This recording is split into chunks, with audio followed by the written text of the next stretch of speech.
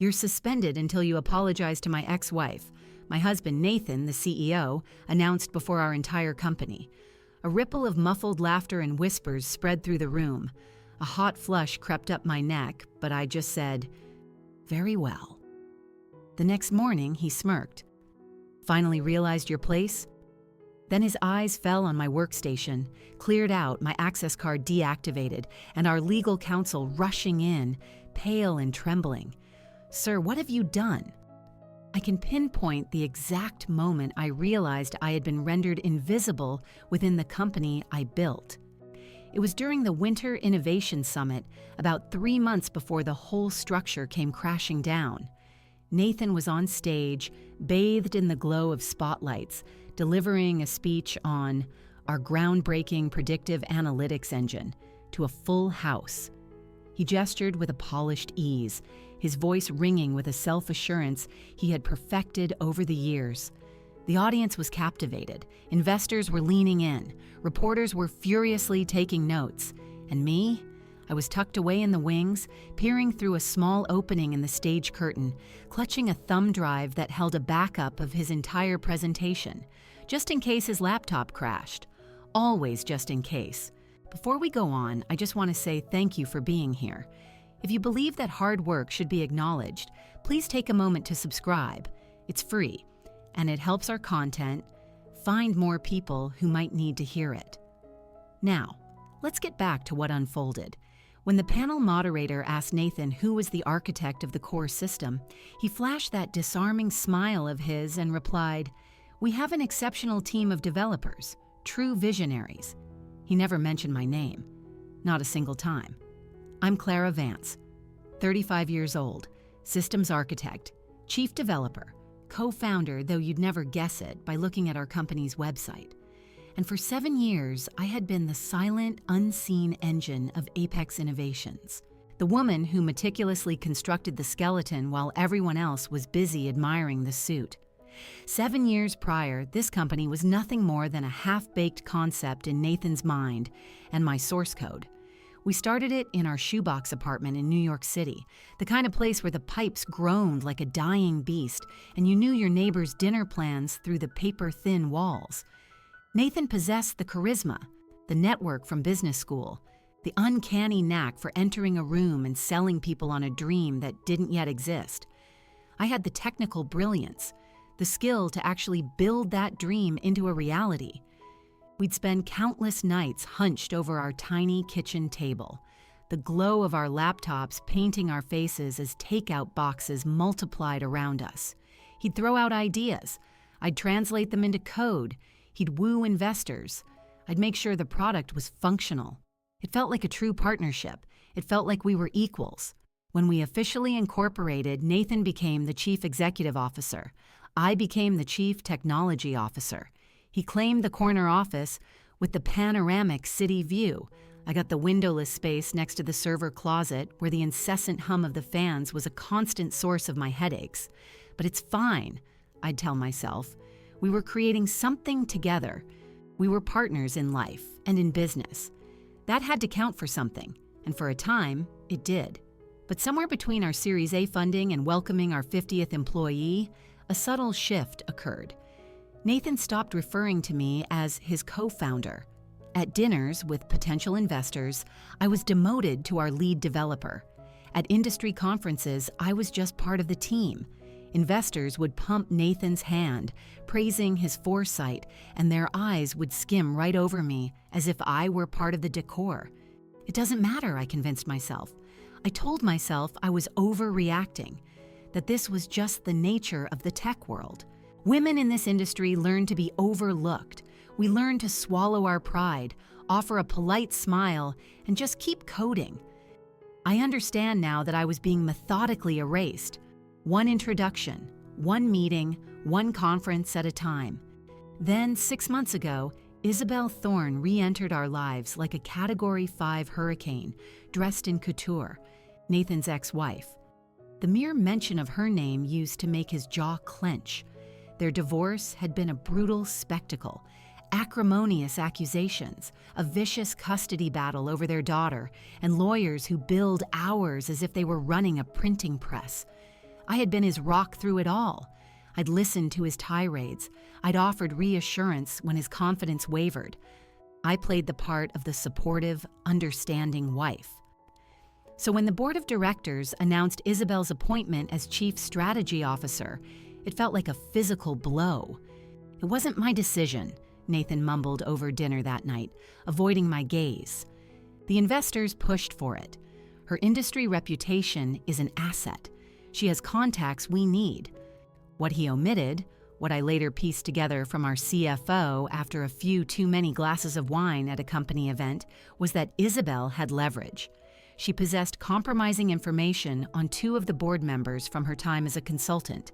Nothing illegal, but just embarrassing enough to ensure their compliance. She had maneuvered herself into the position, and the board had folded. Isabel's first all-hands meeting was a textbook display of subtle aggression. She strode in wearing a sharp, tailored suit that likely cost more than my car.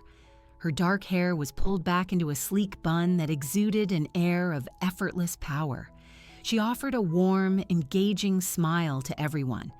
And then, her gaze fell on me. "You must be Nathan's wife," she said, offering a perfectly manicured hand. "Not Clara, not the CTO, Nathan's wife." I shook her hand, feeling the calculated dismissal in her touch. It was just firm enough to be professional, but brief enough to signal that I wasn't worth her time. In the weeks that followed, Isabel cemented her presence. She inserted herself into meetings that were far outside her purview. She would interrupt my technical briefings with jargon-laden suggestions that sounded impressive to the marketing team, but were technically meaningless. She'd flash a smile at Nathan after contradicting me, and he would nod thoughtfully, as if she had just solved cold fusion. Worse, she started presenting concepts I recognized, ideas I had outlined in internal strategy documents, solutions I had proposed in team huddles. She would rebrand them with trendy buzzwords and pitch them as her own brilliant innovations. And Nathan? He said absolutely nothing. He'd just look away whenever she undermined me, as if his deliberate ignorance could make it all disappear. I started noticing other things too. How Nathan's executive assistant would book meetings for him and Isabel, excluding me, even when the topic was a system I had personally designed. The way Nathan started coming home later and later, armed with vague excuses about late-night investor calls or board preparations. The way he would constantly check his phone during dinner, a small smile playing on his lips as he read messages he never shared. 3 months ago, it all reached a boiling point. Isabel unveiled what she grandly titled her revolutionary security infrastructure overhaul. It was a slick, buzzword-heavy proposal that looked stunning in a PowerPoint presentation, but would have been an unmitigated disaster in practice. The board was dazzled. Nathan championed it.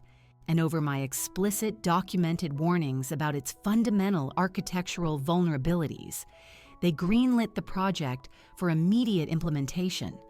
2 weeks later, we narrowly avoided a data breach that would have exposed the proprietary information of 3 of our largest clients. The system alarms blared at 2 a.m. I was the one who got the emergency call, not Nathan, not Isabel, me. For the next 6 weeks, I practically lived at the office. 18-hour days became my new reality. I meticulously rebuilt what Isabel had broken, patching vulnerabilities line by line, while simultaneously keeping the company's existing systems operational. I missed meals. I barely slept. I subsisted on stale coffee and the kind of bone-deep exhaustion that makes your teeth ache. Meanwhile, Nathan attended industry galas with Isabel. I saw the pictures on the company's official social media feed, the 2 of them smiling for the camera at a charity auction, posing with tech influencers, looking every bit the perfect executive power couple. The captions lauded their visionary leadership. My name was nowhere to be found. When I finally had everything fixed, when I had single-handedly prevented the breach and reconstructed the security framework to be stronger than ever before, I waited for some form of acknowledgement. A simple thank you, perhaps even a bonus for saving the company from a multi-million-dollar catastrophe. Instead, there was only silence. Nathan came home late one night, the scent of Isabel's expensive perfume clinging to his shirt. It was a floral fragrance I had come to associate with sleepless nights and a simmering, suppressed rage. He mumbled something about an investor dinner and collapsed into bed without a word, without asking how I was. He didn't notice the dark circles under my eyes or the slight tremor in my hands from too much caffeine and not enough rest. That was the moment I started to wonder if I was still a partner in this marriage and this company, or just a highly useful employee, a tool, a means to an end. That Tuesday morning began like any other. Nathan gave me a perfunctory kiss on the cheek, his eyes glued to his phone. "Big meeting today," he muttered, already halfway out the door. I assumed he was referring to the merger discussion we'd been preparing for. I chose my outfit with care that morning. A navy blazer, a crisp white blouse, my best pair of heels. The armor that made me feel professional, in command. I walked into the main conference room expecting to discuss quarterly earnings, maybe some strategic planning for the upcoming fiscal year. Instead, I found Nathan standing at the podium with Isabel positioned beside him, a silent co-conspirator. The atmosphere in the room felt wrong, tense, charged with a hostile energy. My assistant, Maya, met my eye for a fleeting second before quickly looking away. Too quickly. That's when a knot of dread formed in my stomach. Something terrible was about to happen. Nathan's voice sliced through the room with practiced precision. "Before we get to the Q3 projections, I need to address a personnel issue." And then his gaze locked onto me. 200 pairs of eyes swiveled in my direction. I felt my stomach plummet, that sickening sensation of falling with no ground in sight. I didn't know it yet, but this was the moment everything was about to shift, the moment I would cease to be invisible. But first, I had to let them believe they had won. Nathan's voice, amplified by the room's microphone, carried a weight of practiced authority. Each word was a deliberate hammer blow. It has come to my attention that unprofessional conduct has created a hostile work environment within our development division. He paused, letting the silence hang heavy in the air. The room held its breath. "Clara, you are suspended from all projects, effective immediately, until you issue a formal apology to Isabel." The silence fractured into a cacophony of whispers. Heads turned towards me, their expressions a mixture of shock and morbid curiosity. I felt like a defendant in a public trial. Someone's chair scraped loudly against the polished floor. A laptop lid snapped shut. The head of marketing actually let out an audible gasp. My face was on fire, but not from embarrassment. It was from a fury so intense and so cold that I could feel it radiating from my skin. I hadn't screamed at Isabel. I hadn't caused a scene. 3 days prior, during a presentation to a major client, she had stood up and taken credit for the adaptive encryption algorithm, my algorithm, the one I had spent 9 months meticulously developing and documenting. She had smiled at the clients and declared, "This innovative approach is something I've been pioneering." I had waited until after the meeting was over. I had kept my voice steady and low. I simply said, "Actually, that's based on my framework from 2019. The documentation is all time-stamped." Nathan had been standing right there. He had seen the color drain from Isabel's face. He had heard her stammer for a response. And instead of supporting me, instead of validating the truth, he had shot me a glare, as if I had committed an unforgivable sin. As if correcting a lie was somehow worse than the lie itself. And now, he was punishing me for it, in front of the entire company. Isabel sat in the front row, feigning disinterest by examining her perfectly manicured fingernails. But I saw the slight, triumphant curl at the corner of her lips. She was savoring this. She had likely orchestrated the whole thing. I wanted to scream. I wanted to stand on the table and tell everyone exactly what Isabel had done, what Nathan had allowed to happen, how I had been systematically undermined and erased for months while I held this company together with little more than code and caffeine. I wanted to demand that they look at the commit logs, the time-stamped design documents, the mountain of evidence that proved I had built everything of value in this company. But I knew better. The world of corporate politics has its own set of rules. Showing emotion makes you appear unstable. Expressing anger makes you unprofessional. Fighting back in that moment would have cast me as the villain, not the victim. The one who maintains their composure wins. The one who controls the narrative ultimately survives. So I did something Nathan clearly didn't anticipate. I smiled. A small, controlled smile that didn't reach my eyes. Very well, 2 words, crisp, simple, final. The whispers abruptly ceased. Nathan's confident facade wavered. For a split second, a look of confusion flashed across his face, quickly followed by a flicker of irritation. He had wanted a fight. He had staged this entire public humiliation expecting me to argue, to defend myself, to give him a reason to justify his actions. I gave him compliance instead, the most unsatisfying kind, the kind that offers no victory. Isabel's smile faltered as well. She glanced from me to Nathan and back again, her eyes narrowing. She had expected tears, a public meltdown perhaps, an outburst she could use as more ammunition against me. I gave her nothing. I stood up slowly with deliberate grace and collected my tablet from the table. My hands were perfectly steady, my breathing was even. I looked like someone who had just accepted a reasonable request, not someone whose husband had just professionally and personally annihilated her in front of 200 of her colleagues. Then I turned and walked towards the exit. My heels clicked against the marble floor in a steady, rhythmic cadence. Click, click, click. Each step was measured, like a metronome counting down to a catastrophe none of them could yet foresee. Behind me, the whispers resumed, quieter this time, laced with confusion. Did she just agree? She's not even putting up a fight. Maybe she actually did do something wrong. I heard Isabel's soft, triumphant laugh. It was a breathy sound that grated on my nerves, but I didn't turn around. I refused to give her the satisfaction of knowing she had gotten to me. The heavy doors of the conference room closed behind me with a soft whoosh, muffling the noise. The hallway stretched before me, sterile and empty under the hum of the fluorescent lights. Clara. It was Maya's voice, my assistant. 26, sharp as a tack and fiercely loyal. She was jogging to catch up, her ID badge swinging against her chest. Clara, wait, what was that? I kept walking, my pace unbroken. That was accountability, I said, my voice flat. What? That makes no... Clara, this is absurd. You didn't do anything. Everyone knows what Isabel is like. Not here. I cut her off, my tone gentle but firm. Maya fell silent, but she matched my stride as I walked through the open plan office.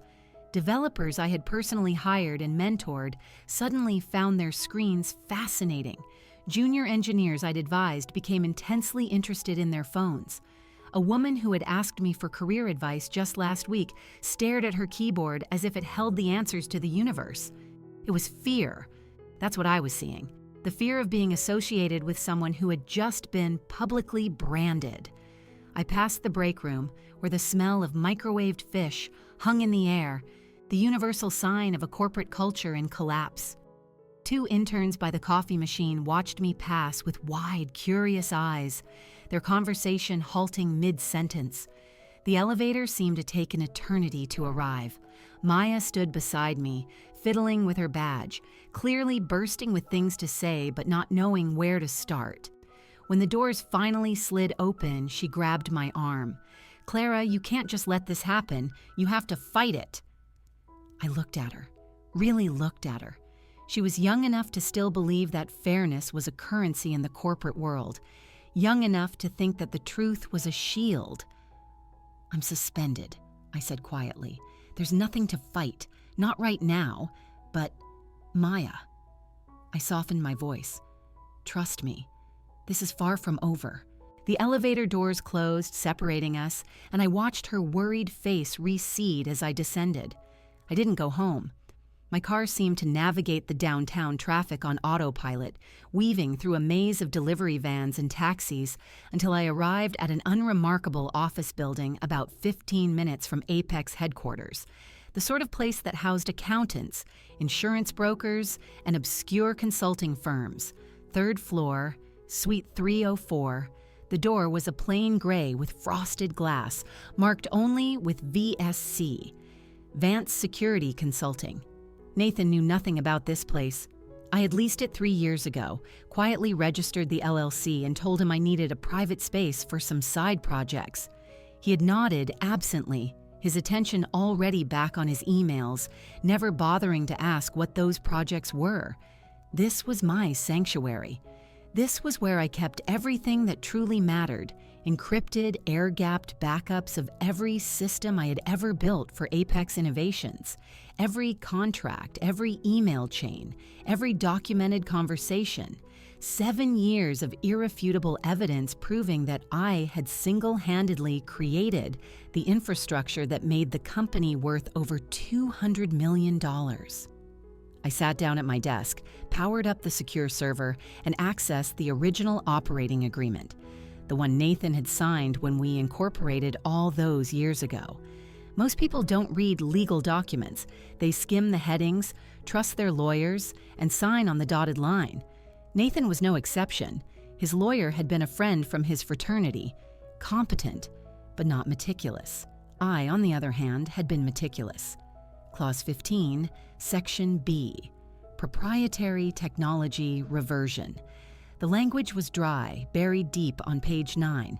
It clearly stated that in the event of my termination or suspension without documented cause and a formal arbitration process, all proprietary technology I had personally developed would immediately revert to my sole ownership.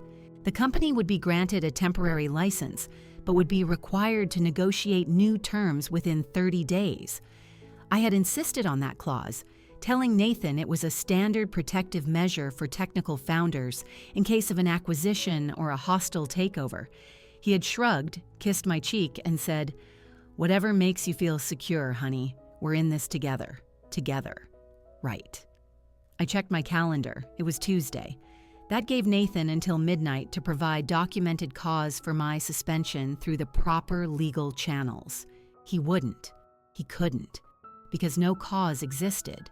There was only Isabel's bruised ego and his own cowardice. At midnight, the clause would activate. I spent the next 4 hours working with cold, methodical precision. Every core system I had designed, the security protocols, the client-facing databases, the encryption algorithms, the access management tools, all of it ran through authentication servers I personally controlled. I didn't delete a single file. I didn't corrupt a single line of code. I simply transferred ownership and updated the authentication requirements. Every system now pointed to Vance Security Consulting LLC as the new licensing authority. At 6 p.m., I scheduled the access revocation to execute at 12:01 a.m. Then I locked up the office, drove home, and started making dinner. Nathan arrived at 9, his tie loosened, his jacket slung over his shoulder. He looked weary but also satisfied, like a man who had successfully handled an unpleasant but necessary task. "Rough day?" I asked, stirring a pot of pasta sauce. He kissed my forehead distractedly, his phone already in his hand. Leadership is tiring, but someone has to make the tough decisions. "Of course," I said, keeping my tone light. "Accountability is paramount."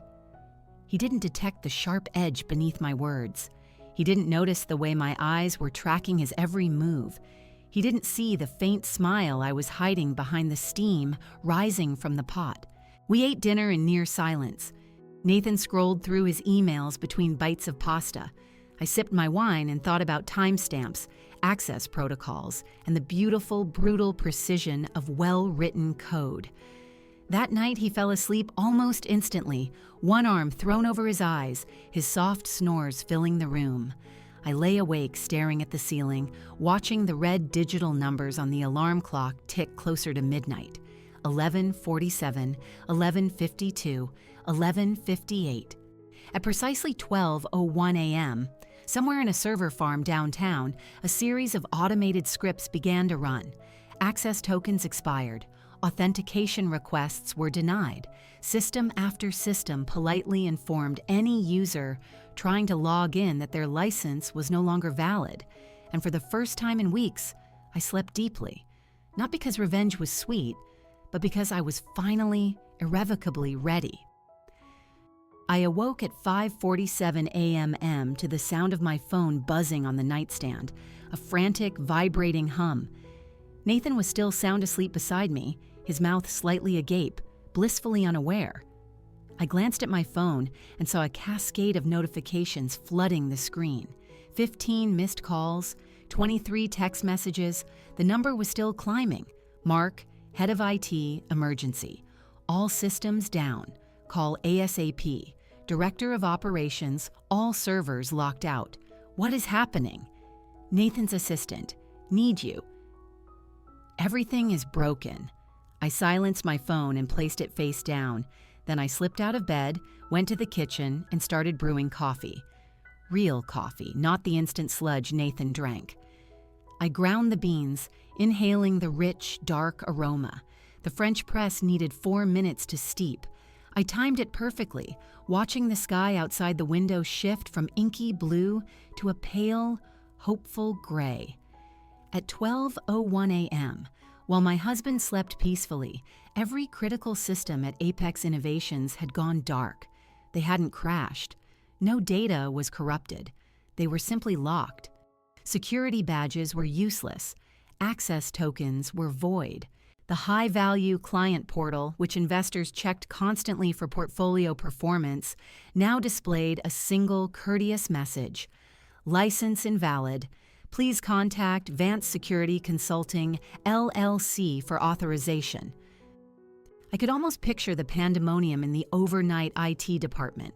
The frantic calls to supervisors, the supervisors calling the head of IT calling Nathan. All of them running diagnostics, rebooting servers, checking network cables, doing everything except grasping the real problem. They had built their kingdom on my foundations. Now, the foundation was demanding its due. My phone buzzed again. I ignored it and poured my coffee, adding just enough cream to turn it a perfect shade of caramel. The first sip was divine, hot, smooth, with a pleasant bitterness. I stood by the window, watching the city come to life. Delivery trucks rumbled by, early morning commuters hurried towards the subway. A woman juggled the tangled leashes of 3 small dogs. Normal people living their normal lives, completely unaware that 15 blocks away, a $200 million corporation was quietly suffocating. By 6:30 a.m., my phone had logged 42 missed calls. I had answered none of them. Nathan finally stumbled into the kitchen at 7:15, his hair disheveled, wearing a faded t-shirt from his university days. He squinted at me. "You're up early." "Couldn't sleep," I said, which was true. I had been too exhilarated to sleep past 5. He grabbed his phone from the charger, and his expression instantly transformed from drowsy confusion to wide-eyed alarm. "Jesus Christ, what the—" His thumb scrolled furiously. 37 missed calls? I sipped my coffee, saying nothing. He dialed a number, pressing the phone to his ear. "Mark, what's happening?" "I just woke up." He paused, listening. His face contorted through a series of emotions. Confusion, then irritation, then a dawning horror. "What do you mean the systems are locked? All of them?" Another pause. His eyes darted across the kitchen and found mine. I met his gaze without flinching, my coffee cup held steady. Some kind of licensing problem? His voice rose an octave. "That's impossible. We own—" He stopped short. The gears were turning, slow and rusty. "I'll be there in 20 minutes. Get legal involved. Now." He hung up and stared at me.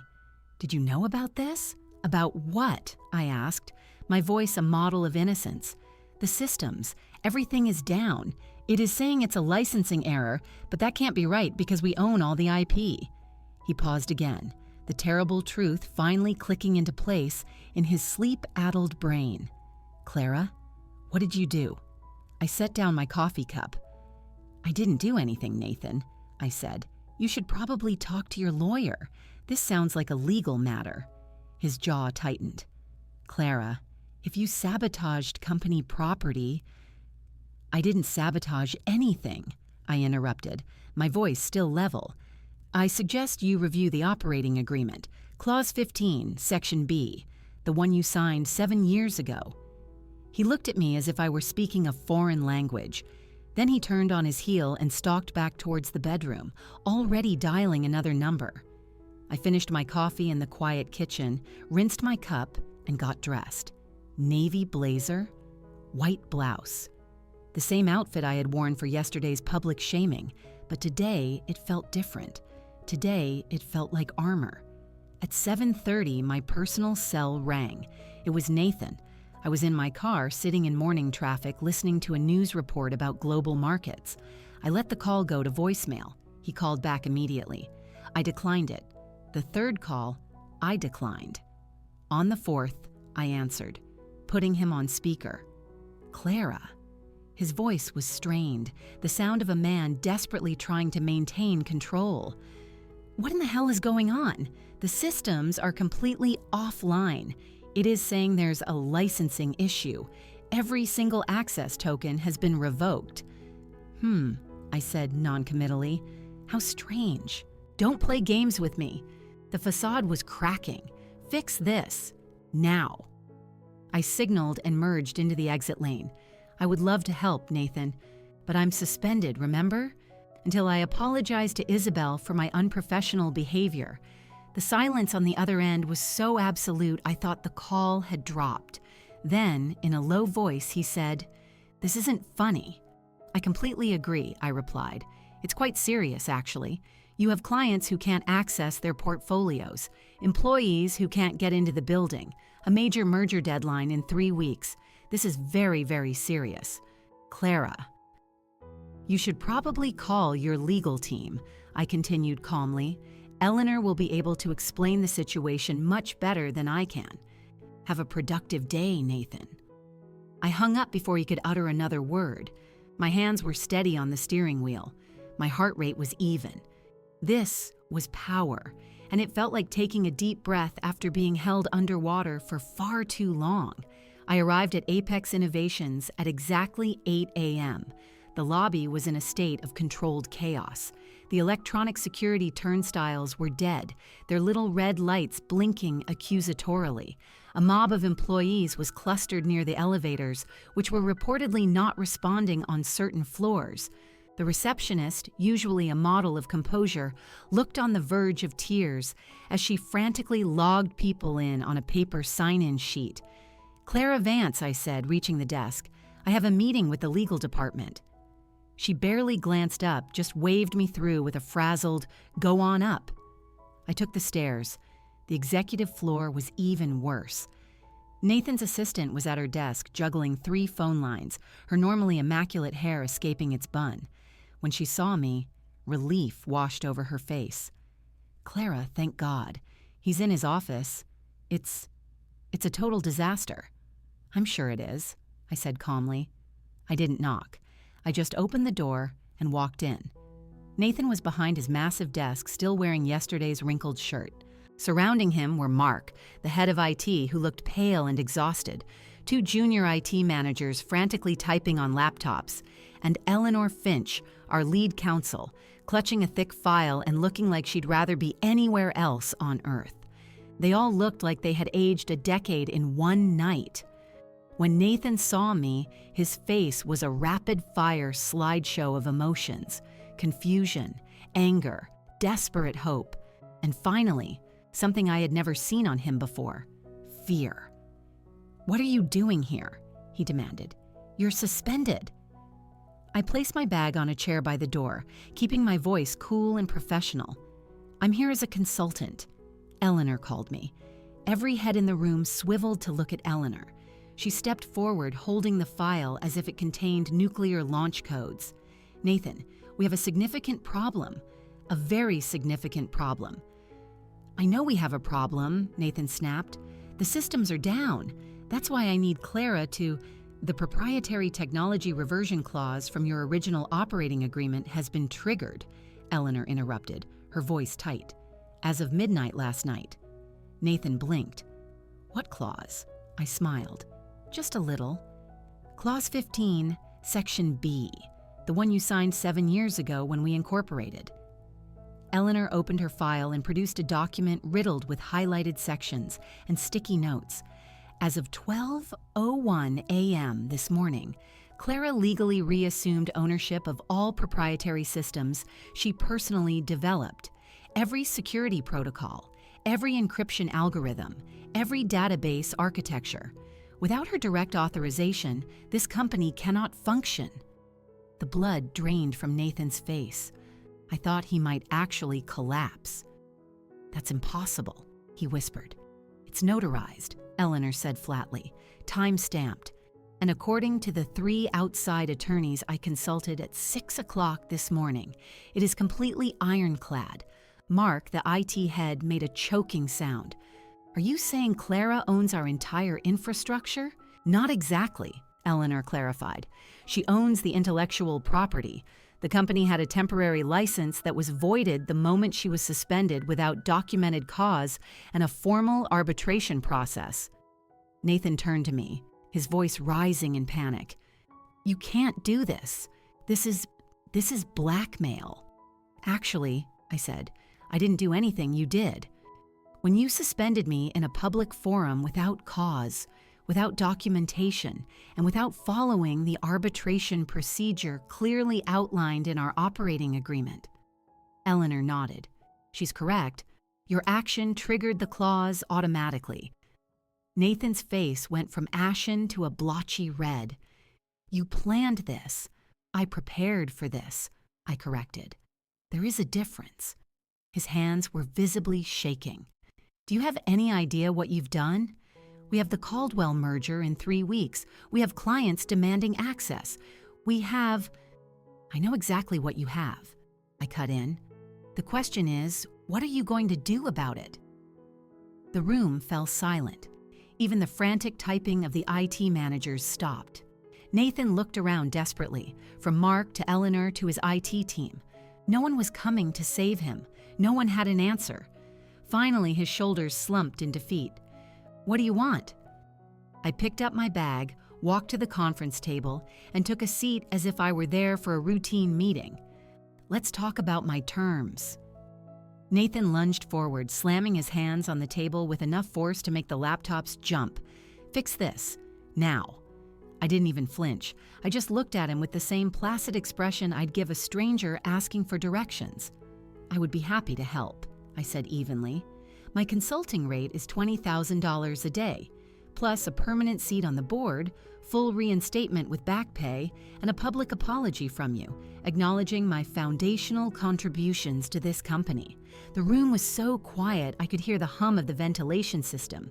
You're insane, Nathan breathed, his voice a mixture of disbelief and fury. I'm expensive, I corrected him. There's a difference. Mark, the exhausted IT head, cleared his throat. Sir, with all due respect, if we don't get this resolved by noon, we miss the deadline for the Caldwell merger.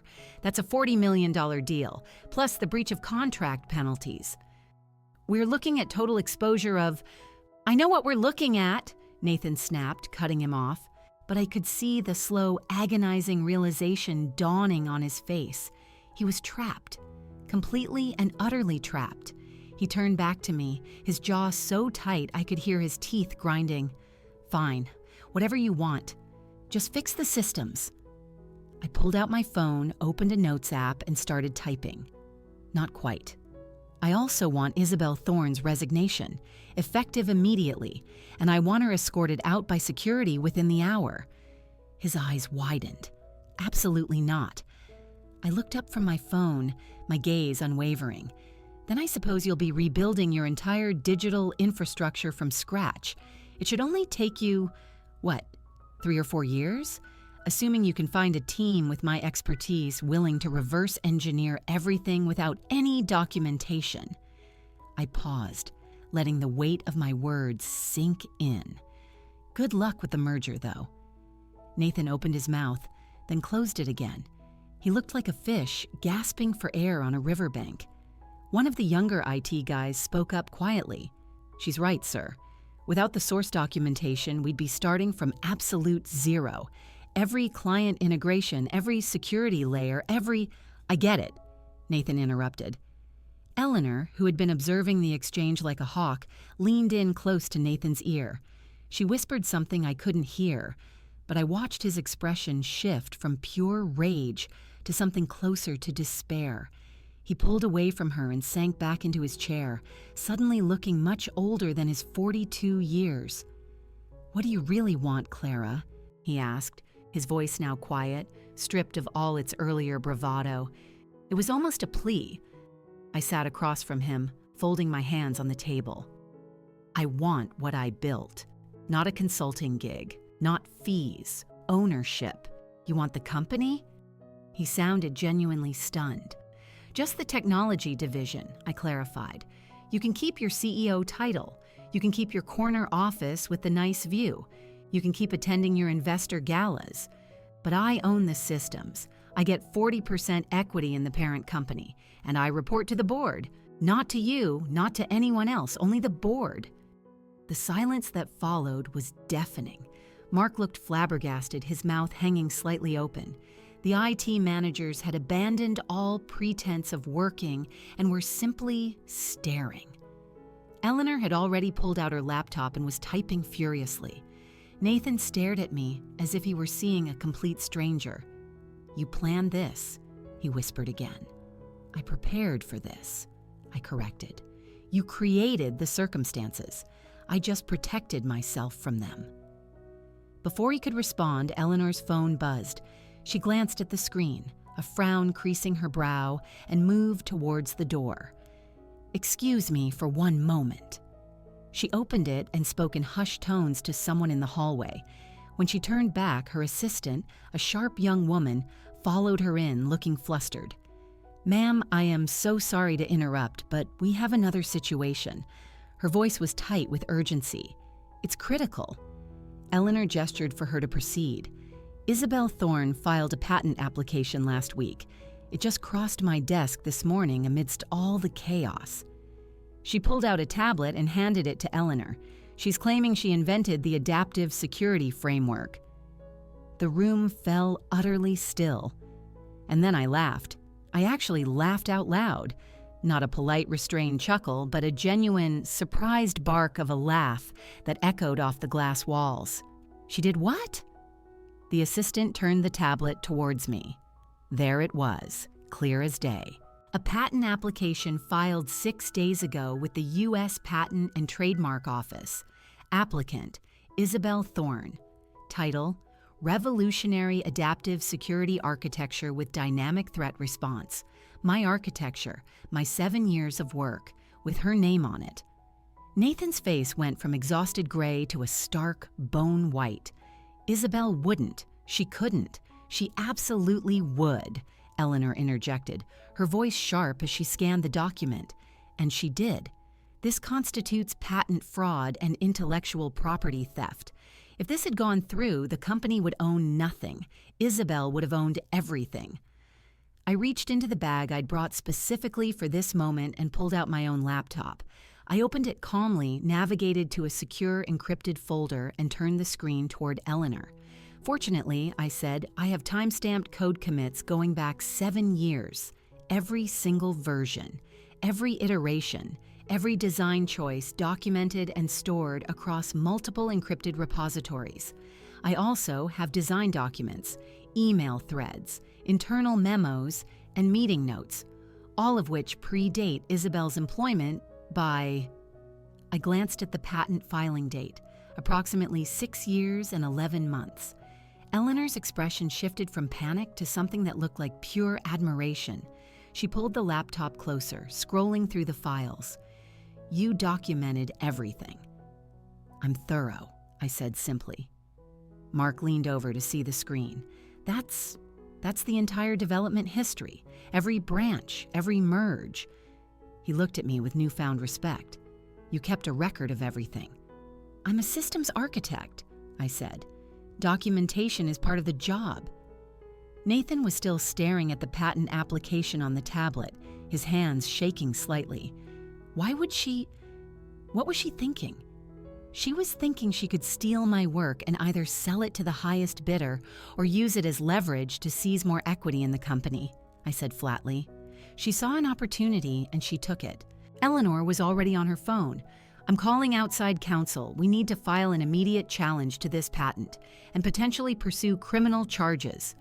Wait, Nathan said, his voice hoarse. Criminal charges? Against Isabel? She committed fraud, Eleanor said bluntly. She filed a false patent application based on stolen intellectual property. That is a federal crime, Nathan. If we don't pursue this aggressively, we look complicit.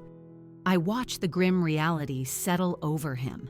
The woman he had defended, the woman he had chosen over me, time and time again, had just attempted to steal the company's single most valuable asset. He looked at me, his voice barely a whisper. What do you want? I leaned forward, holding his gaze. Full ownership of the technology division, 40% equity in Apex Innovations, a seat on the board with full voting rights, and Isabel Thorne escorted out of this building by security within the hour, with her signed resignation letter in hand before she leaves. He opened his mouth to argue, but Eleanor cut him off. She has all the leverage, Nathan. Every system, every client contract, every piece of our security infrastructure is dependent on Clara's work.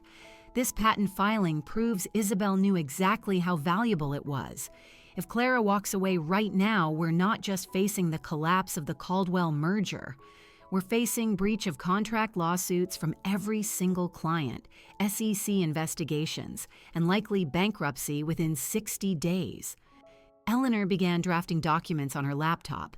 Board appointment, equity transfer, a separation agreement for Isabel Thorne.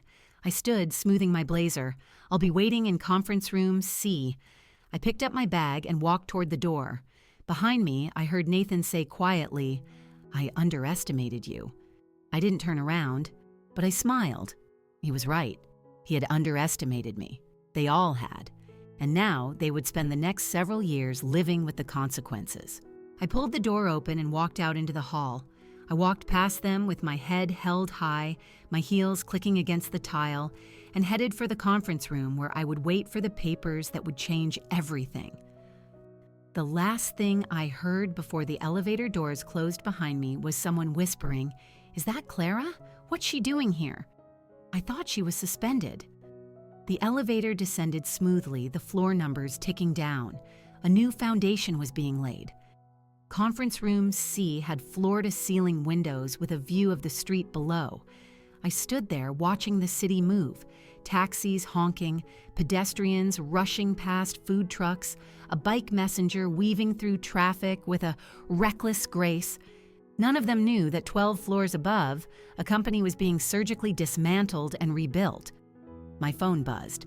A text from Eleanor. Documents ready in 30. Nathan is signing now. I typed back. Good. Then I waited. At 10:47, Maya appeared in the doorway, slightly out of breath. Clara, security just went up to the executive floor. They're heading for Isabel's office. I turned from the window. Already? Eleanor doesn't mess around. Maya's eyes were bright with a look of pure vindication. Half the floor is watching. It's like a perp walk. I shouldn't have gone to watch. It was petty. But I went anyway. By the time I reached the open plan workspace, a small crowd had gathered, feigning work at the coffee station or the printer, but all of them watching the drama unfold outside Isabel's glass-walled corner office. I could see her standing behind her desk, facing 2 security guards and Eleanor. Her posture was defiant. I couldn't hear the words, but I could read her body language. Arms crossed, chin lifted, the stance of someone refusing to accept defeat. Eleanor remained composed, holding a file and speaking in calm, measured tones. One of the guards, an older man who'd been with us since we were a 15-person startup, stood with his hands clasped, his expression neutral. Suddenly, Isabel's voice rose, sharp enough to pierce the glass. "You can't do this. I have a contract." I saw Eleanor open the folder and point to a line on the page. "Your contract has a morals clause regarding fraudulent conduct. Filing a false patent on stolen IP qualifies. You're terminated for cause." Isabel's gaze swept the room, searching for an ally, a witness, anyone. Her eyes locked with mine. We stared at each other across 30 feet of office space and 7 years of resentment. Then she mouthed 2 words, sharp and venomous. I couldn't be certain, but the meaning was clear. I didn't react. I just held her gaze with the same calm I'd shown Nathan.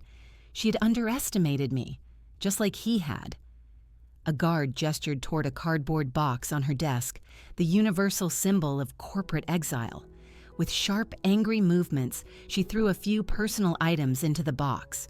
By 11:03, she was walking towards the elevators, flanked by security, clutching the box like a shield. As she passed me, she stopped. "This isn't over," she hissed, her voice low. I looked at her steadily. "Yes, it is." The elevator doors closed and she was gone. The crowd scattered and Maya appeared at my side. That was intense. "That was necessary," I corrected. She nodded. "People are scared now. They're wondering what happens next." "Everything," I said, "but that's not a bad thing." At 2 p.m., a company-wide email landed from Nathan Hayes. Subject, leadership announcement. Team, effective immediately, Clara Vance has been promoted to Chief Technology Officer and appointed to the Board of Directors. Her contributions to this company have been invaluable, and we are grateful for her continued leadership. Please join me in congratulating Clara on this well-deserved recognition. Best, Nathan. I read it 3 times. It was polished corporate spin. No mention of the suspension, no apology, no acknowledgement of the truth. But I didn't need his apology. I had power, equity, and a seat at the table. My inbox exploded. Congratulations from colleagues, meeting requests from people who'd ignored me for years. Rachel knocked on my new office door. "It's official then. You're on the board." "I am." She stepped inside. "Can I ask you something? How long were you planning this?" "I wasn't planning it," I said. "I was protecting myself." "There's a difference." "Still," she said, "you had that clause ready. You had all that documentation. That's not just protection, it's strategy." I smiled faintly. "Let's call it defensive strategy." She laughed. "Whatever you call it, half the company is terrified of you." "Good," I said. "Fear breeds respect, eventually." That Friday, I attended my first board meeting. Nathan sat at the head of the massive mahogany table, but his usual easy confidence was gone. When he fumbled a question about our security integration for the merger, I spoke up. "I can address that." I smoothly walked them through the documentation I'd prepared. When I finished, one of the VCs, Robert Chin, leaned forward. "This is excellent work, Clara. Why haven't we heard from you in these meetings before?" I met his gaze. "Good question." Nathan shifted uncomfortably. After the meeting, Robert caught me in the hall. "I want to apologize," he said quietly. "We should have made you a board director years ago." Nathan was protective of the leadership structure. "We let him." "You did," I agreed. "That was a mistake. You've been carrying this company for a long time." "Yes," I said. "I have. It won't happen again," he promised. That evening, Nathan came home after 9. I was on the couch reviewing contracts. "Happy now?" he asked, his voice bitter. "I'm satisfied," I said. "There's a difference." "I underestimated you," he said quietly. "Yes, you did." We sat in silence. "Is this how it's going to be now?" he asked. "You on the board, and me reporting to you." "You report to the board," I said. "I'm just part of that board now. I mean us. This marriage. Is there anything left?" I took a sip of wine. "That depends. Can you treat me like a partner instead of an employee?" He was silent for a long, long time. Finally, he said, "I don't know." I nodded slowly. "Then we have nothing left to talk about."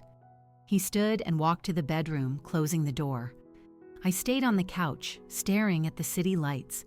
Something between us was broken, and for the first time in 7 years, I was completely okay with that. Nathan moved into the guest room.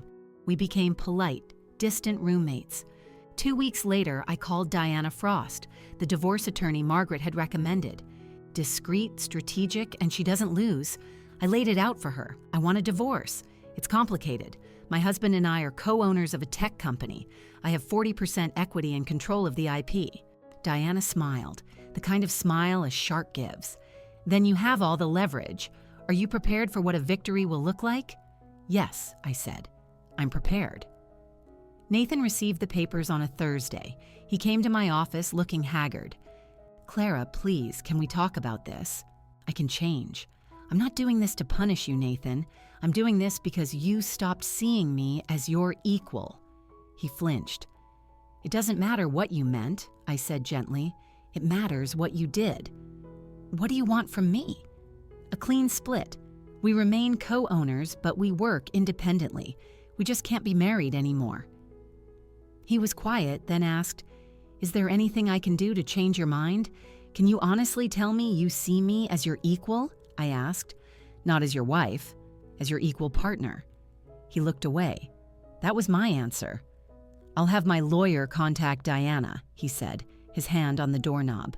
For what it's worth, I really did love you. I know, I said.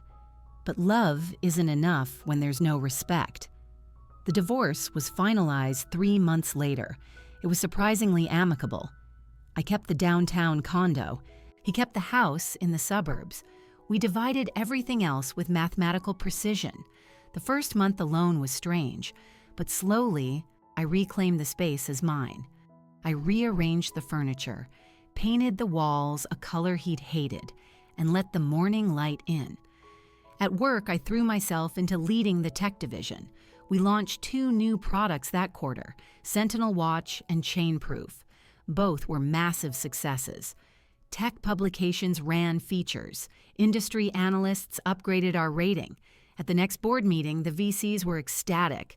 Laura, your division is carrying this company. After the meeting, one of them, Sandra, pulled me aside.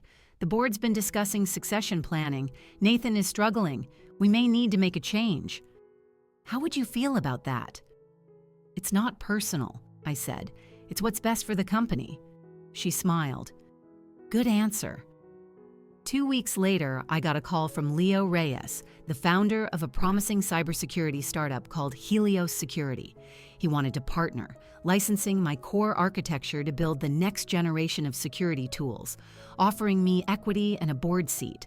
It was bold, ambitious, and exactly what I wanted. We met, and 3 months later, Helios launched Sentinel Guard, built on my architecture. The tech press went wild. Forbes called me an industry pioneer. I was no longer Nathan's ex-wife. I was Clara Vance, innovator.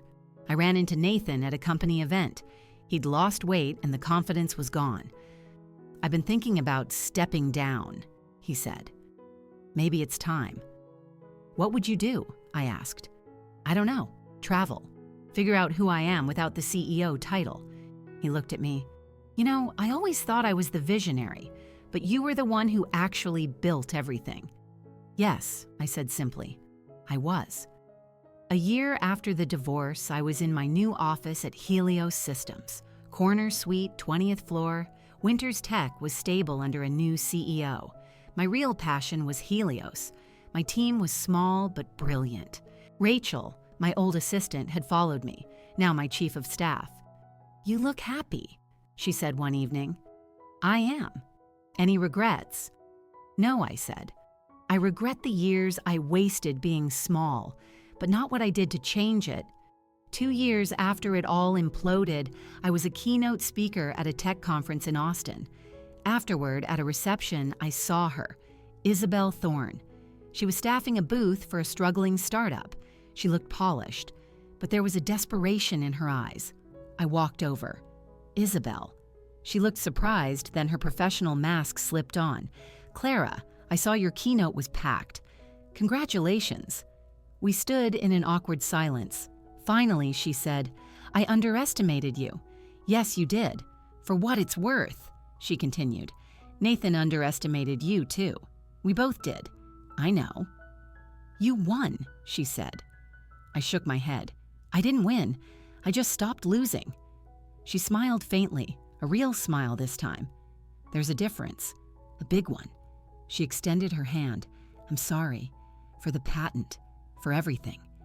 I shook it. Apology accepted. She walked away and I felt a sense of closure.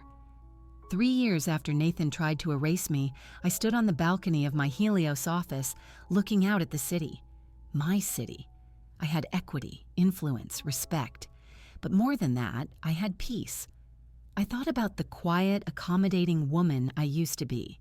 She wasn't gone, but transformed. Power isn't given, I'd learned. It's built, line by line, clause by clause, backup by backup. They underestimated the woman who built the system. And now they knew. My phone buzzed. A text from my partner, Daniel. Dinner at 7? I'm making that pasta you like. I smiled and typed back, perfect. See you then.